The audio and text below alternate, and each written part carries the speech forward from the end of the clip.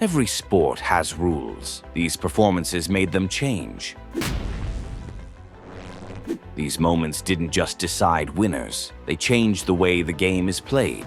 Sometimes domination doesn't just change results, it changes the rules. In the early 2000s, Malysz began winning ski jumping competitions with unusual consistency. His technique, timing, and aerodynamic control allowed him to generate lift others couldn't match. As victories accumulated, officials began noticing something else. The physical profiles of jumpers were rapidly changing.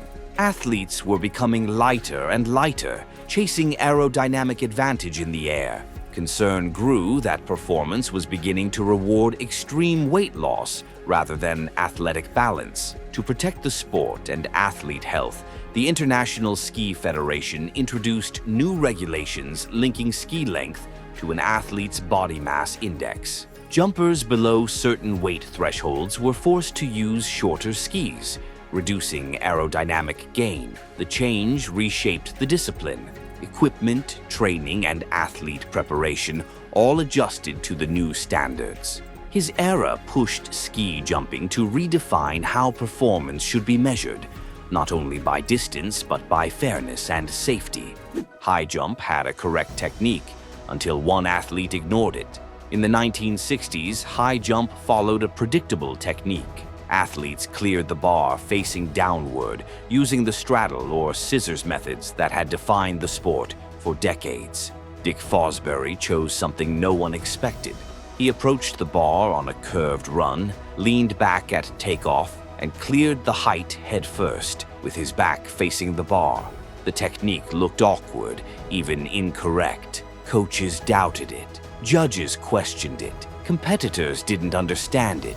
At the 1968 Mexico City Olympics, Fosbury proved it worked. He won the gold medal and set an Olympic record using what would soon be called the Fosbury flop. As more athletes adopted the technique, the sport itself had to adapt. Landing areas were redesigned with deeper foam mats. Training methods changed, and within years, the traditional techniques disappeared from elite competition. Dick Fosbury didn't follow the sport's technique. The sport eventually followed his. He discovered that the fastest part of a swimming race could happen underwater, and the sport had to set a limit. In the late 1980s, backstroke races traditionally unfolded almost entirely on the surface. Swimmers surfaced quickly after the start, and each turn, following the rhythm the sport had used for decades. David Berkoff approached the race differently. At the 1988 Seoul Olympics, he stayed underwater far longer than his competitors, using powerful underwater kicking to accelerate before surfacing. The strategy allowed him to build significant leads before the race fully developed above the water. As more swimmers adopted the same approach, officials became concerned that events were gradually turning into extended underwater competitions rather than surface races. To preserve the nature of the discipline, swimming's governing body introduced a rule requiring athletes to surface no later than 15 meters after the start and every turn, a regulation that remains in place today. Berkoff didn't just gain an advantage. He pushed the sport to define how much of a race could legally happen beneath the surface. He was so difficult to stop, defenders stopped trying to play the ball. In the 1980s, football was becoming faster, more physical, and increasingly defensive. But Diego Maradona created a different problem, one that tactics alone couldn't solve. With explosive balance, close control, and the ability to change direction in a single step, Maradona forced defenders into desperate challenges simply to slow him down. Matches involving him often turned into physical battles, as entire defensive systems were built around stopping one player. As fouls against technical attackers increased across competitions, football authorities gradually strengthened disciplinary enforcement for dangerous tackles and intensified referee protection for creative players. Defensive strategies also evolved. Zonal marking systems and compact defensive blocks became more structured responses to players capable of beating multiple opponents alone.